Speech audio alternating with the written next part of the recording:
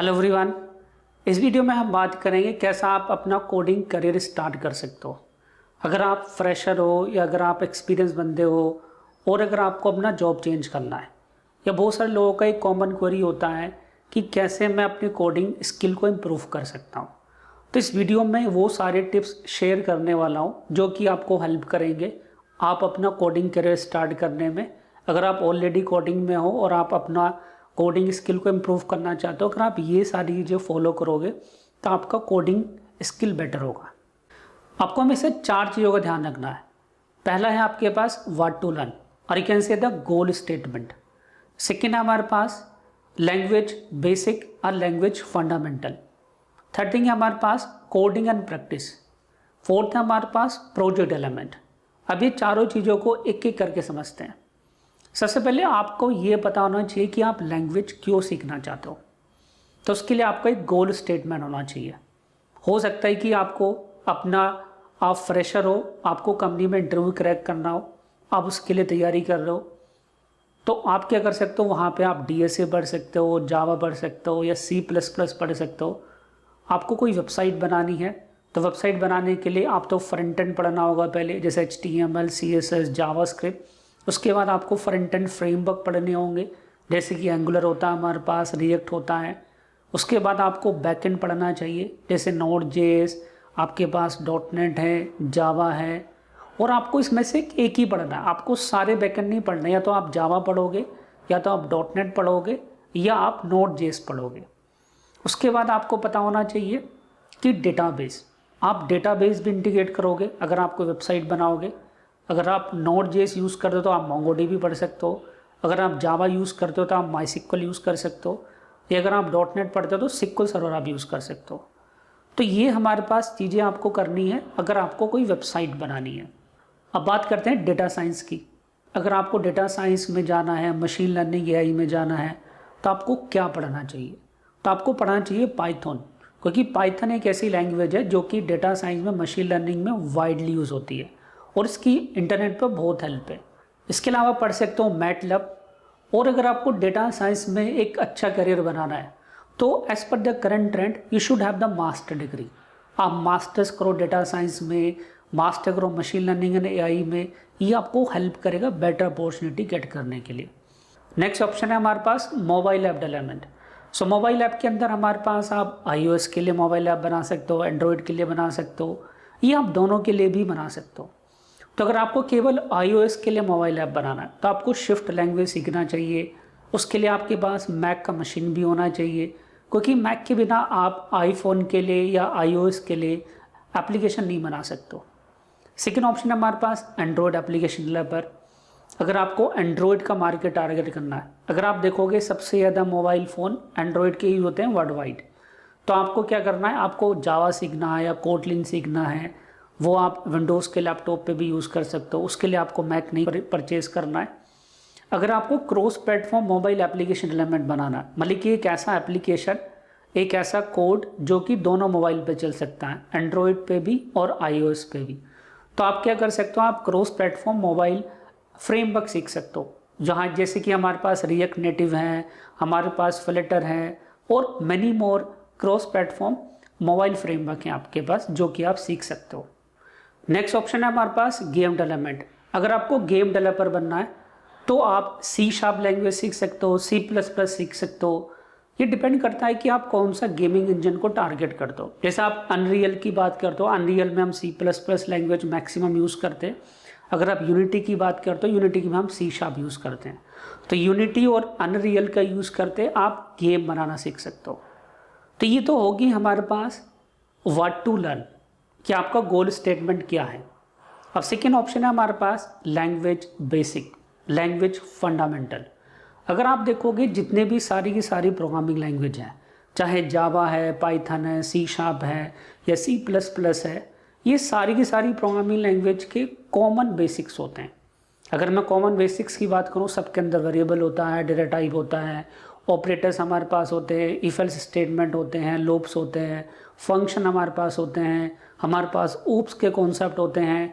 तो ये सारे के सारे बेसिक्स आपके अच्छे से होने चाहिए और ये बेसिक हमारी सारी लैंग्वेज के अंदर सेम ही यूज़ होते हैं। अगर आपके पास ये फंडामेंटल क्लियर हैं तो आप किसी भी लैंग्वेज में केवल सिंटेक्स को रेफर करके काम कर सकते हो। अब थर्ड ऑप्शन हमारे पास आता है कोडिंग एंड प्रैक्टिस। अब आपने लैंग्वेज के फंडामेंटल पढ़े लेकिन अभी भी कॉन्फिडेंस नहीं आ रहा अंदर से, तो वो कॉन्फिडेंस कैसे आएगा? वो कॉन्फिडेंस आएगा जब आप उस लैंग्वेज के सिंटेक्स के साथ अवेयर होगे। तो सिंटेक्स के साथ अवेयरनेस के लिए आप क्या करोगे? आप हमेशा प्रोग्राम रजिस्टर पे बनाओगे, पेपर पे बनाओगे। यूजुअली होता है क्या है, एज ए डेवलपर या एज ए बिगनर हम हमेशा कंप्यूटर पे प्रोग्राम लिखते हैं। अगर आप सीधे कंप्यूटर पे प्रोग्राम लिखोगे तो आपको हमेशा उसके अंदर कॉन्फिडेंस नहीं आएगा। लॉजिक बिल्डिंग में, सिंटेक्स में, इवन जब आप इंटरव्यू में जाओगे तो वहाँ पे हमेशा प्रोग्राम पेपर पे ही लिखवाया जाता है, तो वहाँ पे आप लिख ही नहीं पाओगे। तो ये कॉमन मिस्टेक सारे के सारे बिगनर्स करते हैं, तो आपको वो मिस्टेक नहीं करना है। आपको हमेशा स्टार्ट करना है कोडिंग, सिंटेक्स, अवेयरनेस पेपर पे। आप पेपर पे प्रोग्राम बनाओगे। इवन लॉजिक बिल्डिंग के लिए हमारे पास बहुत सारे प्रोग्राम होते हैं। लूप्स के अंदर स्टार के पैटर्न होते हैं, नंबर के पैटर्न होते हैं, कैरेक्टर्स के पैटर्न होते हैं। ये सारे के सारे पैटर्न आप लॉजिक बिल्डिंग डेवलप करने के लिए पेपर पे बनाओगे, क्योंकि जब तक आप ये प्रोग्राम पेपर पे नहीं बनाओगे, जब तक कि आपका कंपाइलर यहाँ से नहीं चलेगा, आपको कॉन्फिडेंस नहीं आएगा। यही एक सबसे बड़ा रीज़न है कि किसी भी बिगनर को कॉन्फिडेंस नहीं आता, उसका लॉजिक बिल्डिंग स्किल बड़ा वीक होता है। रीज़न क्या है? उसने कभी पेपर पे प्रोग्राम नहीं बनाया, उसने कभी कंपाइलर यहाँ से नहीं चलाया, वो तो हमेशा कंप्यूटर पे ही काम करता है। तो होगा कि आपके साथ भी आपका लॉजिक बिल्डिंग बनेगा ही नहीं, यहाँ से लॉजिक ही नहीं आएगा। इवन आप लॉजिक बिल्डिंग को बिल्ड करने के लिए कुछ गेम्स की भी हेल्प ले सकते हो, जैसे आप चेस का गेम खेल सकते हो, क्योंकि चेस के गेम में क्या होता है, आपको 3 स्टेप 4 स्टेप अहेड सोचना होता है। प्रोग्रामिंग में भी सेम होता है, जब आप कोड लिखते हो तो आपको हमेशा 4 स्टेप आगे का, 5 स्टेप आगे का सोचना होता है।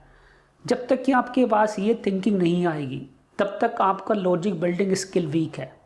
सो लॉजिक बिल्डिंग स्किल को स्ट्रॉन्ग करने के लिए आपको हमेशा ध्यान रखना है कि सारे के सारे प्रोग्राम रजिस्टर पे बनाने, पेपर पे बनाने, और आपको रिवीजन भी करना है। अगर आप रिवीजन नहीं करोगे होगा क्या, 1 महीने के बाद आप सारा का सारा भूल जाओगे। तो मेक श्योर जो भी आप प्रोग्राम या लॉजिक प्रैक्टिस कर रहे हो उसको by weekly, by monthly revise करो, और ये काम आपको 4 से 5 बार करना है। इवन मैं अपना प्रोग्रामिंग एक्सपीरियंस शेयर करता हूँ। When I started my coding journey I always make the program और रजिस्टर, फिर उसके बाद मैं कंप्यूटर पर रन कराता था। इससे मेरे को हेल्प ये होता था कि जो प्रोग्राम के अंदर मैं कॉमन मिस्टेक करता था, सेमीकोलन से लेके सिंटेक्स को लेके, वो मेरे को पता लग जाता था कंप्यूटर पर रन कराते ही। तो वहाँ से मेरा कॉन्फिडेंस बिल्ड हुआ सिंटेक्स को लेके। सेकंड, मैं प्रोग्राम पहले रजिस्टर पे बनाता था, उससे फ़ायदा क्या हुआ, मेरा लॉजिक बिल्डिंग स्टार्ट हुआ यहाँ से, तो मेरा कंपाइलर यहाँ पे चलने लगा। कंप्यूटर में तो कंपाइलर चल ही जाएगा, लेकिन जब तक कंपाइलर आपका यहाँ से नहीं चलेगा तब तक आपका लॉजिक बिल्डिंग स्किल हमेशा वीक रहेगा। Now after working on the logic building skill, learn how to solve the problem. DSA के अंदर हमारे पास वेरियस प्रॉब्लम्स होते हैं, वो प्रॉब्लम सॉल्विंग आप सीखो, कैसे कि हम एक पर्टिकुलर प्रॉब्लम को अप्रोच कर सकते हैं, कैसे हम सॉल्व कर सकते हैं। जैसे कि आपके पास एक प्रॉब्लम हो सकता है कि मेरे को कैलकुलेटर बनाना है, मेरे को डेट ऑफ बर्थ पता है तो मेरे को डे बताना है उस बंदे को। इस तरह की प्रॉब्लम को सॉल्व करना सीखो। फोर्थ ऑप्शन हमारे पास होता है प्रोजेक्ट एलिमेंट। आपका स्किल लर्निंग इनकम्प्लीट है अगर आपने कोई प्रोजेक्ट नहीं बनाया है। इवन कोई कंपनी अगर आपको हायर करती है तो वो कंपनी आपको किसी प्रोजेक्ट पे डिप्लॉय करती है, आपको कंपनी के अंदर जाके प्रोजेक्ट बनाना है। तो स्किल जब आप कोई सीखते हो तो हमेशा आपको प्रोजेक्ट बनाने, और एकदम से आप बड़ा प्रोजेक्ट नहीं बना सकते हो। ये भी हमारे पास 3 स्टेप प्रोसेस है। पहला स्टेप क्या है, आपके छोटे छोटे कोडिंग वर्क फ्लो बनाओ। जैसे कि आप कोई वेबसाइट डिज़ाइन करना सीख रहे हो तो पहले लॉगिन पेज बनाओ, साइन अप पेज बनाओ, फिर क्या करो शॉपिंग कार्ट बनाओ। तो ऐसे छोटे छोटे वर्क फ्लो बनाओ। फिर उसके बाद छोटे छोटे प्रोजेक्ट बनाओ। जैसे कि आप प्रोजेक्ट बना सकते हो कॉन्टैक्ट बुक मैनेजमेंट, आप प्रोजेक्ट बना सकते हो शॉपिंग कार्ट के लिए, आप प्रोजेक्ट बना सकते हो एम्प्लॉय मैनेजमेंट के लिए। तो स्मॉल प्रोजेक्ट बनाओ। उसके बाद you can think about building the large project, जैसे कि एंड टू एंड आपको प्रोजेक्ट बनाना है ऑनलाइन फूड डिलीवरी एप्लीकेशन का, ऑनलाइन बुक स्टोर का प्रोजेक्ट बनाना है, तो then you have to make the bigger project. I am sure if you are following these 4 tips properly, specially जो logic building वाला सेक्शन है, you will not face any challenge in your coding journey. अगर आपको लगता है कि ये 4 tips आपके लिए हेल्पफुल हैं या कौन सा टिप्स आपको ज़्यादा अच्छा लगा तो मेरे को कमेंट सेक्शन में बताओ, या इसके अलावा आपके कोई और ट्रिक्स हैं या टिप्स हैं वो भी आप मेरे साथ शेयर करो। अगर आपको लगता है कि मैं और वीडियो हिंदी में बनाऊँ तो कमेंट करके मेरे को बताओ। So thank you for watching this video.